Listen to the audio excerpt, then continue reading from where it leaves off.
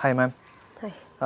പലപ്പോഴും നമ്മളടുത്ത് അല്ലെങ്കിൽ ഒരു കമൻ്റായിട്ടോ അല്ലെങ്കിൽ ഒക്കെ ചോദിക്കാനുള്ളതാണ്, നമുക്കൊരാഴ്ച കൊണ്ട് 4 കിലോ അല്ലെങ്കിൽ 5 കിലോ ഒക്കെ കുറയ്ക്കാൻ പറ്റുമോ എന്നുള്ളത്.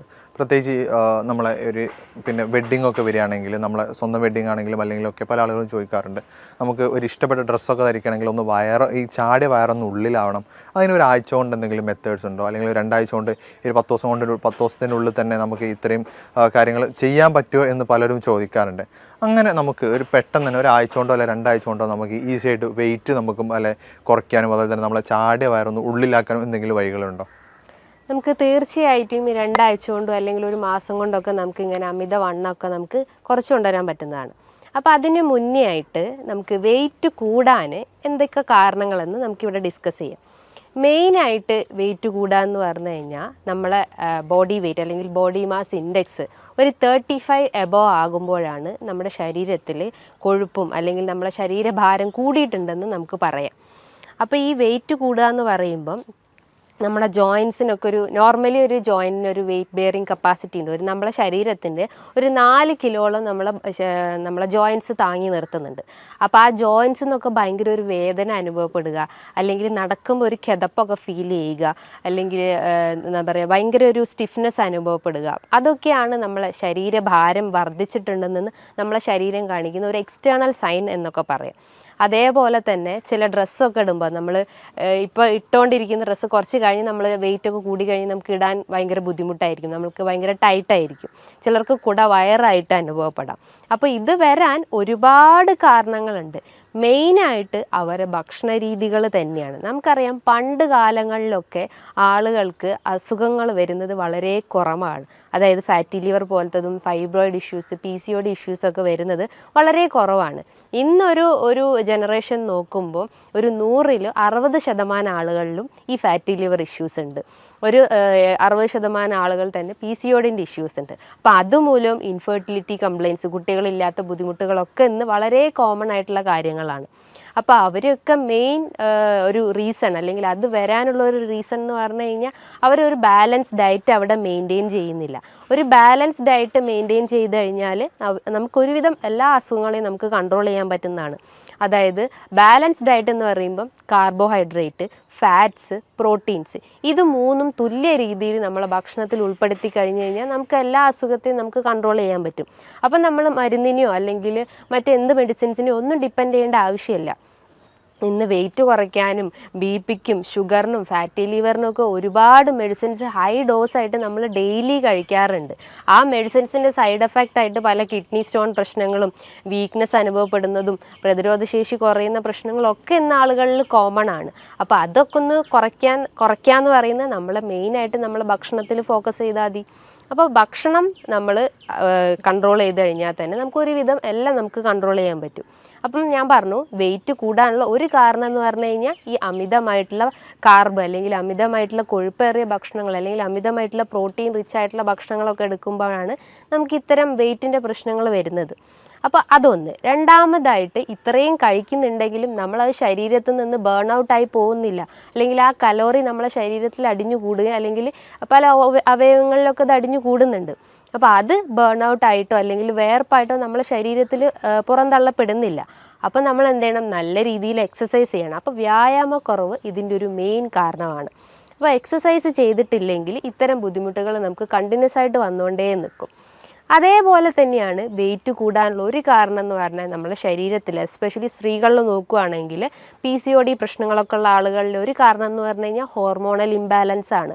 ഹോർമോണൽ ഇംബാലൻസ് എന്ന് പറയും PCOD കേസസിൽ ഈസ്ട്രജൻ ഹോർമോൺസിൽ ഉണ്ടാകുന്ന വേരിയേഷൻസ് കൊണ്ടാണ് ഇത്തരം സിസ്റ്റ് രൂപപ്പെടുന്നത്. അപ്പോൾ അവർക്ക് മെൻസ്ട്രൽ ഇറഗുലാരിറ്റീസ് ഉണ്ടാവാം, അവർക്ക് ഇൻഫെർട്ടിലിറ്റി പ്രശ്നങ്ങൾ ഉണ്ടാവാം, അതുമൂലം അവർക്ക് ഫൈബ്രോയിഡിൻ്റെ കംപ്ലയിൻസ് ഉണ്ടാവാം. അങ്ങനെ പല രീതിയിലുള്ള കോംപ്ലിക്കേഷൻസ് ആണ് ചിലപ്പം നമുക്ക് ഒരു അസുഖം വന്നു കഴിഞ്ഞാൽ നമ്മുടെ ശരീരത്തിൽ കാണിച്ചു തരുന്നത്. അപ്പം PCOD കൺട്രോൾ ചെയ്യാനും ഫാറ്റി ലിവർ കൺട്രോൾ ചെയ്യാനും അതേ ഫൈബ്രോയിഡ് കൺട്രോൾ ചെയ്യാനും എല്ലാത്തിനും നമ്മൾ ഡയറ്റും എക്സസൈസും മെയിനായിട്ട് ഫോക്കസ് ചെയ്യുക. ഇന്ന് പല ആളുകളും ചിന്തിക്കുന്നത് എല്ലാത്തിനും മരുന്നെടുത്ത് കഴിഞ്ഞാൽ നമുക്ക് എല്ലാ അസുഖവും കൺട്രോൾ ചെയ്യാൻ പറ്റും. നമുക്കറിയാം ഒരു 30% മാത്രമാണ് നമ്മൾ മരുന്നിന് ഡിപ്പെൻഡ് ചെയ്യുള്ളൂ. ബാക്കി ഒരു റിമൈനിങ് ഒരു 60% എല്ലാം നമ്മളെ ഭക്ഷണവും അതുപോലെ തന്നെ എക്സസൈസുമാണ് മെയിനായിട്ട് ഫോക്കസ് ചെയ്യേണ്ടത്. അപ്പം നമ്മൾ മെയിനായിട്ട് ഫോക്കസ് ചെയ്യേണ്ടത് നമ്മളെ ഡയറ്റും എക്സസൈസും അതേപോലെ തന്നെ ഒരു തേർഡ് പേഴ്സൺ മാത്രമായിട്ട് മെഡിസിൻസിനെ കണ്ടാൽ മതി. ഈ വെയിറ്റ് കൂടി വരുന്ന ആളുകളിൽ അല്ലെങ്കിൽ വെയിറ്റ് കൂടി വരുന്ന ഏറ്റവും കൂടുതൽ ആളുകളിൽ കണ്ടുവരുന്ന ഒരു അസുഖമാണ് ഈ ഫാറ്റി ലിവർ ഇഷ്യൂസ്.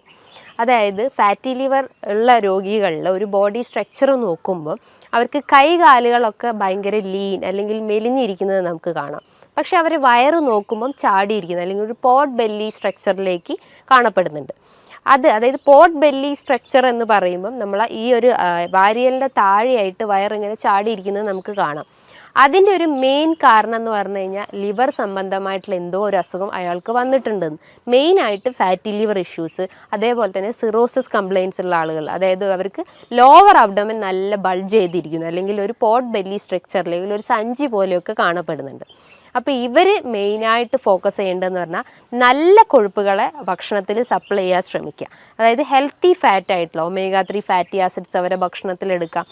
അപ്പോൾ ചോദിക്കും omega-3 ഫാറ്റി ആസിഡ്സ് ഏത് ഭക്ഷണത്തിലാണ് അടങ്ങിയിട്ടുള്ളത്? ഒരുവിധം എല്ലാ വീഡിയോസിലും ഓൾമോസ്റ്റ് എല്ലാ ഡോക്ടേഴ്സും പറയുന്നത് തന്നെയാണ് മെയിനായിട്ടുള്ളത്. അതായത് ചെറിയ മത്സ്യങ്ങളിൽ നമുക്ക് omega-3 ഫാറ്റി ആസിഡ്സ് ഉണ്ട്. ചെറിയ മത്സ്യങ്ങൾ എന്ന് പറയുമ്പം അയല, മത്തി, നെത്തോലി, ഇതിൻ്റെ അകത്തൊക്കെ ചെറിയ രീതിയിൽ അതായത് ഒരു 30% അല്ലെങ്കിൽ ഒരു 40% omega-3 ഫാറ്റി ആസിഡ്സ് അടങ്ങിയിട്ടുണ്ട്. അതോടൊപ്പം തന്നെ കാൽഷ്യം അടങ്ങിയിട്ടുണ്ട്. ഈ കാൽഷ്യം കണ്ടന്റ് ഉള്ളത് കൊണ്ട് തന്നെ നമുക്ക് ജോയിൻറ്റ് റിലേറ്റ് ചെയ്തിട്ടുള്ള എന്തെങ്കിലും ഇഷ്യൂസ് അല്ലെങ്കിൽ എല്ല് സതമായിട്ടുള്ള എന്തെങ്കിലും ഇഷ്യൂസ് ഉണ്ടെങ്കിൽ അതൊക്കെ ഒന്ന് കൺട്രോൾ ചെയ്യാൻ പറ്റുന്നതാണ്. അപ്പം നല്ല രീതിയിൽ ഹെൽത്തി ഫാറ്റ്സ് ഭക്ഷണത്തിൽ ഉൾപ്പെടുത്താൻ ശ്രമിക്കുക. അപ്പോൾ അത് നമ്മളെ ഡയറ്റിൽ ഉൾപ്പെടുത്തി കഴിഞ്ഞ് കഴിഞ്ഞാൽ നമുക്ക് ഇത്തരം പോട്ട് ബെല്ലി പ്രശ്നങ്ങളോ അല്ലെങ്കിൽ ഫാറ്റി ലിവർ ഇഷ്യൂസ് ഉണ്ടെങ്കിൽ അതൊക്കെ നമുക്കൊന്ന് കൺട്രോൾ ചെയ്യാൻ പറ്റുന്നത്. അതേപോലെ തന്നെയാണ് അവരുടെ ഭക്ഷണത്തിൽ വൈറ്റമിൻ സി റിച്ച് ആയിട്ടുള്ള ഭക്ഷണങ്ങൾ എടുക്കാൻ ശ്രമിക്കുക. അപ്പോൾ ചോദിക്കും വൈറ്റമിൻ സി എന്തൊക്കെയാണെന്ന്. വൈറ്റമിൻ സി എന്ന് പറഞ്ഞു കഴിഞ്ഞാൽ അസ്കോർബിക് ആസിഡ് അത് അടങ്ങിയിട്ടുള്ള ഭക്ഷണങ്ങൾ എന്ന് പറയുമ്പോൾ എന്താണ്? നാരങ്ങ, മൊസമ്പി, നെല്ലിക്ക, നമ്മളെ തൊടിയിലൊക്കെ ഉണ്ടാകുന്ന നെല്ലിക്ക എന്ന് പറയുമ്പോൾ നമ്മളെ പ്രതിരോധശേഷി വർദ്ധിപ്പിക്കുന്നു, നമ്മളെ ഹെയർ ഗ്രോത്ത് ഇൻക്രീസ് ചെയ്യുന്നു. അതുപോലെ തന്നെ സ്കിന്നിന് എന്തെങ്കിലും ഇഷ്യൂസോ ഡിസ്കളറേഷനോ അല്ലെങ്കിൽ എന്തെങ്കിലും അങ്ങനെ ചുളിവ് പോലെയൊക്കെ വരുന്ന ഇഷ്യൂസൊക്കെ ഉണ്ടെങ്കിൽ അതിനെയൊക്കെ ഒന്ന് കൺട്രോൾ ചെയ്യാൻ വേണ്ടിയിട്ട് നമുക്ക് ഡെയിലി ഒരു 1-2 നെല്ലിക്ക കഴിക്കുന്നത് നല്ലതാണ്. അതേപോലെ തന്നെയാണ് കുട്ടികളിൽ വിരശല്യം എന്ന് വളരെ കോമൺ ആയിട്ടുള്ള ഒന്നാണ്. അപ്പോൾ കുട്ടികളുടെ അമ്മമാർ പറയുന്ന ഒരു ബുദ്ധിമുട്ട് എന്ന് പറഞ്ഞാൽ അവർ പൊക്കിളിന് ചുറ്റായിട്ട് വേദന പറയുന്നു, ഓക്കാനം, ഛർദി, ഫുഡൊന്നും കഴിക്കുന്നില്ല, പെട്ടെന്ന് അവർ വൊമിറ്റ് ചെയ്യുന്നു, അതേപോലെ ഒരു വീക്ക്നെസ് വരുന്നു, വെയിറ്റ് കുറയുന്നു. ഇതൊക്കെയാണ് കുട്ടികളിൽ വിരശല്യം വരുന്നതിൻ്റെ ഒരു ലക്ഷണങ്ങളായിട്ട് പറയുന്നത്. അപ്പോൾ കുട്ടികൾക്കായാലും അവർക്ക് ഡെയിലി ഒരു 1-2 നെല്ലിക്ക കൊടുക്കുന്നത് ഏറ്റവും നല്ലതാണ്. ഇത് അവരെ ദഹന വ്യവസ്ഥ ഇമ്പ്രൂവ് ചെയ്യുന്നു. അതായത് ദഹന സംബന്ധമായിട്ട് എന്തെങ്കിലും ബുദ്ധിമുട്ടുകൾ ഉണ്ടെങ്കിൽ, അതായത് എന്തെങ്കിലും സീലിയാക് ഡിസീസോ അല്ലെങ്കിൽ ലാക്ടോസ് ഇൻടോളറൻസ് പോലത്തെ എന്തെങ്കിലും ബുദ്ധിമുട്ടുകൾ ഉണ്ടെങ്കിൽ ആ ദഹനത്തിനൊന്ന് ഇമ്പ്രൂവ് ചെയ്യാൻ സഹായിക്കുന്നതാണ് ഈ നെല്ലിക്ക എന്ന് പറഞ്ഞിട്ടുള്ള ആ ഒരു ഇന്ത്യൻ ഗൂസ്ബെറി. അതേപോലെ തന്നെയാണ് അവരുടെ ഭക്ഷണത്തിൽ ഫൈബർ റിച്ച് ആയിട്ടുള്ള ഭക്ഷണങ്ങൾ എടുക്കാൻ ശ്രമിക്കുക. ഫൈബർ എന്ന് പറയുന്നത് നല്ല രീതിയിൽ നാരുകൾ അടങ്ങിയിട്ടുള്ളത്, അതായത് പൊമോഗ്രാനൈറ്റ്, ഓറഞ്ച്, മൊസമ്പി, ഗ്രേപ്സ്, വെജിറ്റബിൾസിൽ നോക്കുമ്പം കുക്കുംബർ, ക്യാരറ്റ്, ഇതിൻ്റെ അകത്തൊക്കെ ഒരുപാട് ഫൈബർ അടങ്ങിയിട്ടുണ്ട്.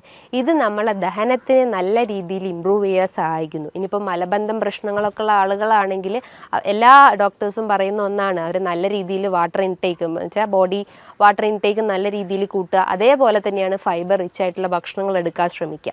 അപ്പം ഇതും നമ്മളെ ഡയറ്റിൽ ഉൾപ്പെടുത്തി കഴിഞ്ഞ് കഴിഞ്ഞാൽ നമുക്ക് ദഹന സംബന്ധമായിട്ടുള്ള എന്തെങ്കിലും പ്രശ്നങ്ങളുണ്ടെങ്കിൽ അത് കൺട്രോൾ ചെയ്യും. അതോടൊപ്പം തന്നെ നമ്മളെ വെയിറ്റിനൊന്ന് മെയിൻറ്റെയിൻ ചെയ്യാൻ സഹായിക്കുന്നതാണ്.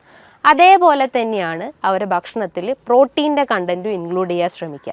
പ്രോട്ടീൻ എന്ന് പറയുമ്പോൾ ചെറിയ മത്സ്യങ്ങളാവട്ടെ, നട്ട്സ് ആവട്ടെ, സീഡ്സ് ആവട്ടെ, പംകിൻ സീഡ്സ്, ഫ്ലാക്സ് സീഡ്സ്, ബദാം, ആൽമണ്ട്, ഇതൊക്കെ അവരുടെ ഭക്ഷണത്തിൽ ഉൾപ്പെടുത്തി കഴിഞ്ഞ് കഴിഞ്ഞാൽ അവർക്ക് ഒരുവിധം എല്ലാ ലൈഫ് സ്റ്റൈൽ ഡിസീസസും അവർക്ക് കൺട്രോൾ ചെയ്യാൻ പറ്റും. ഇന്ന് ഒരുവിധം അസുഖങ്ങൾക്കൊക്കെ മെയിൻ കാരണം എന്ന് പറഞ്ഞു കഴിഞ്ഞാൽ അമിതമായിട്ടുള്ള മദ്യപാനമാണ് അല്ലെങ്കിൽ അമിതമായിട്ടുള്ള പുകവലിയാണ്. അപ്പോൾ ഈ പുകവലിയും മദ്യപാനമാണ് നമ്മളെ ഫാറ്റി ലിവറിനെ ട്രിഗർ ചെയ്യുന്നത്. സിറോസിസിൻ്റെ ഒരു മെയിൻ വില്ലനായിട്ട് പറയാം, നമുക്ക് ഒരു 10% വില്ലനായിട്ട് നമുക്ക് പറയാം ഈ ഒരു ആൽക്കഹോളിക് അഡിക്ഷൻസ് ആണ്. അപ്പം എല്ലാ അസുഖത്തിനെയും നമുക്ക് തടഞ്ഞു നിർത്താൻ പറ്റുന്നതാണ് നമ്മൾ ഈ പൂർണ്ണമായിട്ടും ആൽക്കഹോളും സ്മോക്കിംഗ് അഡിക്ഷൻസ് ഉണ്ടെങ്കിൽ അത് പൂർണ്ണമായിട്ടും ഒഴിവാക്കാൻ ശ്രമിക്കുക. അതേപോലെ തന്നെ ഈ കുടവയറ് അല്ലെങ്കിൽ അമിതവണ്ണമുള്ള ആളുകളിൽ ഒരു കണ്ടീഷനാണ് ടയേർഡ് ബെല്ലി ഫാറ്റ് എന്ന് പറയും. ടയേർഡ് ബെല്ലി ഫാറ്റ് എന്ന് പറയുമ്പം 2 ടയർ രൂപത്തിലായിട്ട് ഇങ്ങനെ വയറ് കിടക്കുന്നു. ഒന്ന് നമ്മുടെ വാരിയലിൻ്റെ താഴെയായിട്ടും ഒന്ന് നമ്മുടെ ലോവർ അബ്ഡമനിലായിട്ടും ഇങ്ങനെ വയറ് ചാടി കിടക്കുന്നത് കാണാം. ഇതിൻ്റെ ഒരു കാരണം എന്ന് പറഞ്ഞു കഴിഞ്ഞാൽ അവർ നല്ല രീതിയിൽ ഭക്ഷണം കഴിക്കുന്നു, അതായത് അമിതമായിട്ട് വലിച്ചു വാരി കഴിക്കുന്നു. ഒരു പ്രോപ്പർ ടൈമിംഗ് അവിടെ മെയിൻറ്റെയിൻ ചെയ്യുന്നില്ല. ബ്രേക്ക്ഫാസ്റ്റ് എന്ന് പറയുമ്പോൾ നമുക്കറിയാം ഒരു ബ്രെയിൻ ഫുഡായിട്ടാണ് വർക്ക് ചെയ്യുന്നത്. അപ്പോൾ പ്രോപ്പർ ടൈമിങ്ങിൽ ബ്രേക്ക്ഫാസ്റ്റ് കഴിച്ചിട്ടില്ലെങ്കിൽ നമുക്ക് ആ ഒരു ഫുൾ ഡേ റൂട്ടീൻ തന്നെ നമ്മൾ ഡിസോർഡേർഡ് ആയിപ്പോകും. കാരണം നമ്മളെ ദഹനത്തിന് അല്ലെങ്കിൽ നമ്മളെ വയറിനറിയാം നമ്മൾ ഇന്ന ടൈമിലാണ് ഫുഡ് കഴിക്കുക. അപ്പോൾ ആ ഒരു ആ ഒരു ഡിസ്ഫങ്ഷൻ തന്നെ അവിടെ കറക്റ്റ് ആവില്ല. പ്രോപ്പറായിട്ട് നമ്മളെ ദഹനം ഫങ്ഷൻ ചെയ്യുന്നില്ല. അപ്പം ബ്രേക്ക്ഫാസ്റ്റ് സ്കിപ്പ് ചെയ്ത് കഴിഞ്ഞാൽ ഇത്തരം ഇഷ്യൂസ് വരാനുള്ള ചാൻസസ് ഉണ്ട്. അതേപോലെ തന്നെ അവർ നല്ല രീതിയിൽ ഈ ഫ്രക്ടോസ് അല്ലെങ്കിൽ നല്ല രീതിയിൽ മധുരമേറിയ ഭക്ഷണങ്ങൾ എടുക്കാൻ ശ്രമിക്കുന്നത്. അതായത് ബിസ്ക്കറ്റ് ഡെയിലി ചിലപ്പോൾ 2 പാക്കറ്റ് ബിസ്ക്കറ്റൊക്കെ കഴിക്കുന്ന ആളുകളായിരിക്കാം. അതേപോലെ കേക്ക്സ്, പേസ്ട്രി, അതേപോലെ ice creams, chocolates, daily 2-3 glass caffeine അല്ലെങ്കിൽ കോഫി കുടിക്കുന്നത്, അതേപോലെ ചായ കുടിക്കുന്നത്, ഇതൊക്കെ ഒരു അഡിക്ഷൻസ് ആയിട്ട് കണ്ടിന്യൂസ് ആയിട്ട് അവർ ഫോളോ ചെയ്തിട്ടുള്ള ആളുകളായിരിക്കും. അപ്പോൾ അത്തരം ആളുകളിലും ഇത്തരം ടയേർഡ് ബെല്ലി ഫാറ്റ് കണ്ടുവന്നിട്ടുണ്ട്. ഇതിനെ അവർ മെയിനായിട്ട് ശ്രദ്ധിക്കേണ്ടത് ഇത്തരം ദുശീലങ്ങളുണ്ടെങ്കിൽ അത് പൂർണ്ണമായിട്ട് ഒഴിവാക്കാൻ ശ്രമിക്കുക. പകരം നല്ല രീതിയിൽ ബെല്ലി എക്സസൈസസ് ചെയ്യാൻ ശ്രമിക്കുക. അതായത് സ്ട്രെച്ചിങ് എക്സസൈസ്, നമ്മളെ മസിലൊക്കെ ഒന്ന് സ്ട്രെച്ച് ചെയ്യുന്ന രീതിയിലുള്ള നല്ല ബെൻഡിങ് എക്സസൈസോ അല്ലെങ്കിൽ സ്കിപ്പിങ്ങോ ജമ്പിങ്ങോ അങ്ങനെ പല രീതിയിലുള്ള എക്സസൈസ് ഫോളോ ചെയ്യാൻ ശ്രമിക്കുക. ഇനിയിപ്പോൾ ഡിസ്ക് ഒക്കെ കംപ്ലൈൻ്റ് ഉള്ള ആളുകളൊക്കെ ആണെങ്കിൽ അവർ ലൈറ്റായിട്ടുള്ള എക്സസൈസ് ഫോളോ ചെയ്യാൻ ശ്രമിക്കുക. ചില രീതിയിലുള്ള യോഗ അല്ലെങ്കിൽ ജസ്റ്റ് ഒരു നടത്തം അല്ലെങ്കിൽ ഒരു ഓട്ടം, ഇതൊക്കെ മെയിനായിട്ട് ഫോക്കസ് ചെയ്യാൻ ശ്രമിക്കുക.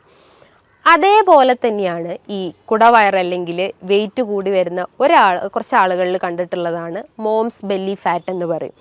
മോംസ് ബെല്ലി ഫാറ്റ് എന്ന് പറയുമ്പോൾ ആ വാക്കുകൊണ്ട് തന്നെ നമുക്ക് ഉദ്ദേശിക്കാം. അതായത് സ്ത്രീകളിൽ പ്രഗ്നൻസി അല്ലെങ്കിൽ ഡെലിവറിക്ക് ശേഷം കാണപ്പെടുന്ന ഒന്നാണ് മോംസ് ബെല്ലി ഫാറ്റ്.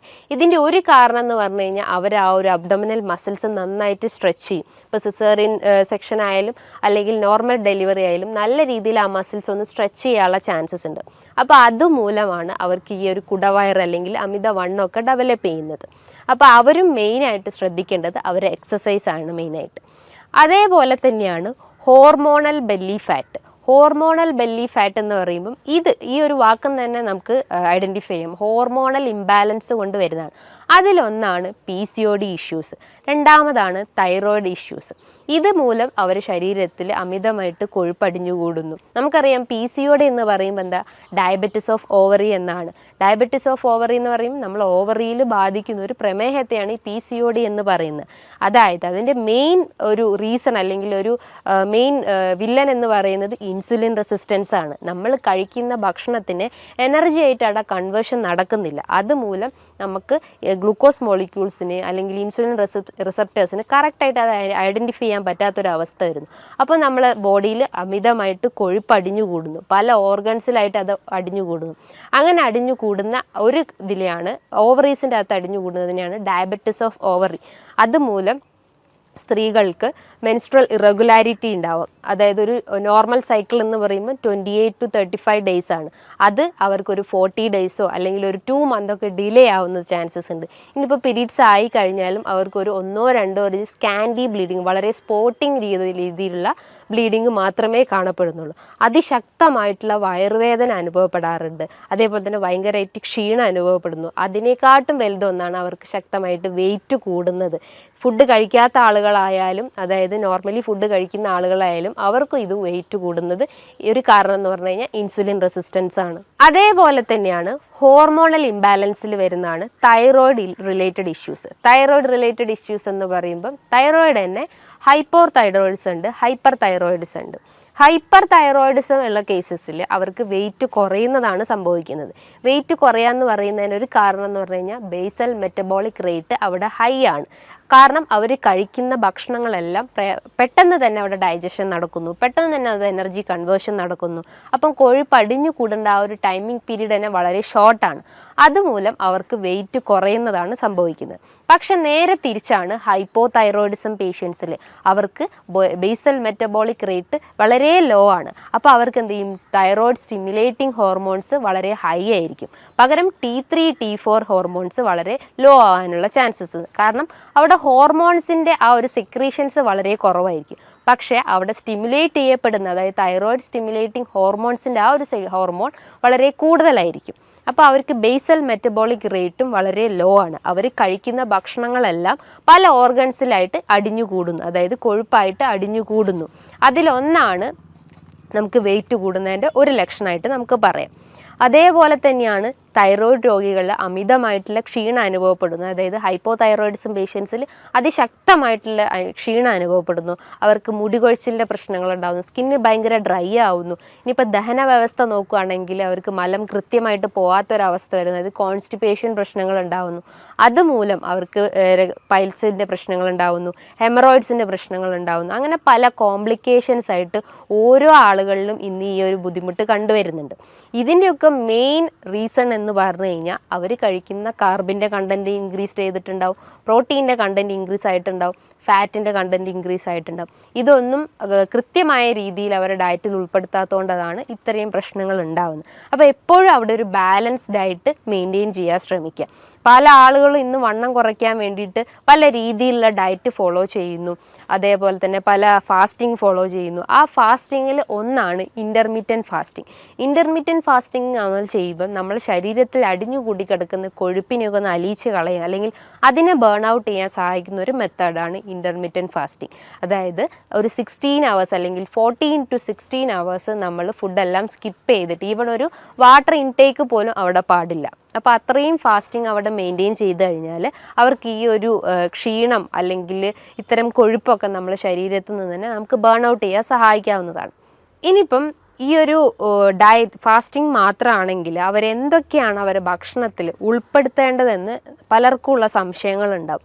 എത്ര രീതിയിൽ കാർബ് എടുക്കണം, എത്ര രീതിയിൽ പ്രോട്ടീൻസ് എടുക്കണം, എത്ര രീതിയിൽ ഫാറ്റ്സ് എടുക്കണം എന്ന് പല ആളുകളും ചോദിക്കാറുണ്ട്.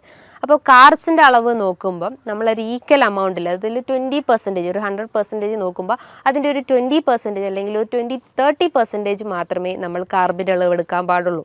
അതേപോലെ തന്നെ ഒരു ഈക്വൽ എമൗണ്ട് തന്നെ നമ്മൾ പ്രോട്ടീൻസിൻ്റെ അളവും ഫാറ്റ്സിൻ്റെ അളവും മെയിൻറ്റെയിൻ ചെയ്യാൻ ശ്രമിക്കുക. അതേപോലെ നമ്മൾ ശ്രദ്ധിക്കേണ്ട ഒരു കാര്യം എന്ന് പറഞ്ഞു കഴിഞ്ഞാൽ നമ്മൾ വലിച്ചു വാരി, അതായത് 3 നേരം നമ്മൾ വലിച്ചു വാരി ഭക്ഷണം കഴിക്കുന്നതിന് പകരം നമ്മൾ 6 നേരമാക്കി ഭക്ഷണം കഴിക്കുക. അതായത് ഒരു കൃത്യസമയത്ത് ഭക്ഷണം കഴിക്കാൻ ശ്രമിക്കുക. ഇന്ന് നമ്മൾ 7 മണിക്ക് കഴിച്ചു കഴിഞ്ഞാൽ നമ്മൾ നെക്സ്റ്റ് ഡേ ഒരു 10 മണിക്ക് കഴിച്ചു കഴിഞ്ഞാൽ നമ്മളെ ബോഡി ബാലൻസ് തന്നെ ഇംപ്രോപ്പർ ആവും. അപ്പോൾ ഒരു കൃത്യ ടൈമിങ്ങിൽ ഫുഡ് കഴിക്കാൻ ശ്രമിക്കുക. മോർണിംഗിൽ നമ്മൾ ഒരു 7 to 8 ഉള്ളിൽ കൃത്യമായിട്ട് ബ്രേക്ക്ഫാസ്റ്റ് കഴിക്കാൻ ശ്രമിക്കുക. രാവിലെ എഴുന്നേറ്റാൽ ഉടനെ തന്നെ വെറും വയറ്റിൽ ഒരു തിളപ്പിച്ചാറിയ വെള്ളം കുടിക്കാൻ ശ്രമിക്കുക. ആ വാട്ടറിൻ്റെ അകത്തേക്കൊന്നും ആഡ് ചെയ്യേണ്ട ആവശ്യമില്ല. നല്ല തിളപ്പിച്ചാറിയ വെള്ളം കുടിച്ചു കഴിഞ്ഞാൽ നമുക്ക് എന്തെങ്കിലും മലബന്ധം പ്രശ്നങ്ങളോ അല്ലെങ്കിൽ ഗ്യാസിൻ്റെ പ്രശ്നങ്ങളോ നെഞ്ചരിച്ചിലിൻ്റെ പ്രശ്നങ്ങളോ ഒക്കെ ഉണ്ടെങ്കിൽ അതിനൊക്കെ ഒന്ന് കൺട്രോൾ ചെയ്യാൻ പറ്റുന്നതാണ് ഈ ഒരു വാട്ടർ ഇൻടേക്ക് എന്ന് പറയുന്നത്. അതിനുശേഷം നമ്മുടെ ബ്രേക്ക്ഫാസ്റ്റ് സ്റ്റാർട്ട് ചെയ്യാവുന്നതാണ്. ഇനിയിപ്പോൾ പ്രമേഹ രോഗികളായാലും തന്നെ അവർ ആ ഒരു കാർബിൻ്റെ അളവൊക്കെ കുറച്ചിട്ട് അവർ നല്ല രീതിയിൽ പ്രോട്ടീൻ്റെ അളവും അല്ലെങ്കിൽ ഫാറ്റ്സിൻ്റെ അളവും മെയിൻറ്റെയിൻ ചെയ്യാൻ ശ്രമിക്കുക. ഇനി ഒരു 11 മണിയാകുമ്പോൾ അവർക്ക് എന്തെങ്കിലും ഒരു ഫ്രൂട്ട്സ് ഐറ്റംസോ അല്ലെങ്കിൽ ഫ്രൂട്ട് സാലഡൊക്കെ ആയിട്ടിട്ട് ഭക്ഷണത്തിൽ ഉൾപ്പെടുത്താവുന്നതാണ്. നമുക്കറിയാം, നമ്മൾ ശ്രദ്ധിക്കേണ്ട ഒരു കാര്യം എന്ന് പറഞ്ഞു കഴിഞ്ഞാൽ നമ്മളെപ്പോഴും ഫ്രൂട്ട്സ് കഴിക്കുമ്പോൾ ജ്യൂസ് ഫോമിൽ കഴിക്കാതിരിക്കുക. ജ്യൂസ് ഫോമിൽ കഴിക്കുമ്പോൾ അതിൻ്റെ ഫൈബർ കണ്ടൻറ്റ് അവിടെ നഷ്ടപ്പെടും. ആ ഒരു ഫ്രക്ടോസിൻ്റെ അളവ് അതിൽ ക്രമാതീതമായിട്ട് കൂടും. അത് കൂടിക്കഴിഞ്ഞാൽ നമ്മുടെ ശരീരത്തിൽ അതിൻ്റെ എമൗണ്ട് എത്തുമ്പം നമ്മുടെ ശരീരത്തിൽ ഗ്ലൂക്കോസിൻ്റെ അളവ് കൂടും. അതായത് ഗ്ലൈസമിക് ഇൻഡെക്സ് കൂടിയിട്ടുള്ള ഭക്ഷണങ്ങളാണെങ്കിൽ നമ്മൾ കഴിക്കുന്നത് കൃത്യമായിട്ടും നമ്മുടെ ശരീരത്തിൽ എന്തായാലും നമ്മുടെ രക്തത്തിൽ പഞ്ചസാരയുടെ അളവ് എന്തായാലും കൂടിയിരിക്കും. അതുമൂലം നമുക്ക് പ്രമേഹം പോലത്തെ പ്രശ്നങ്ങൾ ഉണ്ടാവും. അപ്പോൾ എന്തായാലും നമ്മൾ ഫ്രൂട്ട്സ് കഴിക്കുമ്പോൾ ഒരു 1 hour അല്ലെങ്കിൽ ഒരു ½ an hour മീൽസിന് മുന്നായിട്ട് കഴിക്കാൻ ശ്രമിക്കുക. അതും നല്ല രീതിയിൽ ചോപ്പ് ചെയ്തിട്ട് കട്ട് ചെയ്തിട്ട് അതിൻ്റെ അകത്ത് എന്തെങ്കിലും യോഗേർട്ടൊക്കെ ആഡ് ചെയ്ത് കഴിക്കുന്നത് നല്ല കാര്യമാണ്.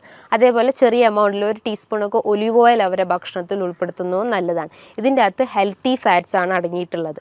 അതേപോലെ തന്നെയാണ് നമ്മൾ ലഞ്ച് ടൈമിൽ നമ്മൾ ചോറിൻ്റെ അളവ് കുറച്ചിട്ട് നമുക്ക് ധാന്യങ്ങളായിട്ട് തോരനോ ഉപ്പേരിയോ നമ്മളെ ഭക്ഷണത്തിൽ ഉൾപ്പെടുത്താം. പല ആളുകളും ഒരു പ്ലേറ്റ് നിറച്ചോളം നമുക്ക് ഈ ഒരു ഫ്രൂട്ട്സ് അല്ലെങ്കിൽ ധാന്യങ്ങൾ അല്ലെങ്കിൽ എന്താ പറയുക നമ്മളെ കറികളൊക്കെ നമുക്ക് ഭക്ഷണത്തിൽ ഉൾപ്പെടുത്താം. പകരം നമ്മൾ എന്ത് ചെയ്യും, അതിന് പകരം നമ്മൾ നല്ല ഒരു കൂമ്പാരം നിറയെ നമ്മൾ ചോറെടുക്കുന്നു. ആ ചോറിൻ്റെ അളവ് അവിടെ കുറച്ച് കഴിഞ്ഞാൽ നമുക്ക് ഇത്തരം പ്രശ്നങ്ങളൊക്കെ നമുക്ക് കൺട്രോൾ ചെയ്യാൻ പറ്റുന്നതാണ്.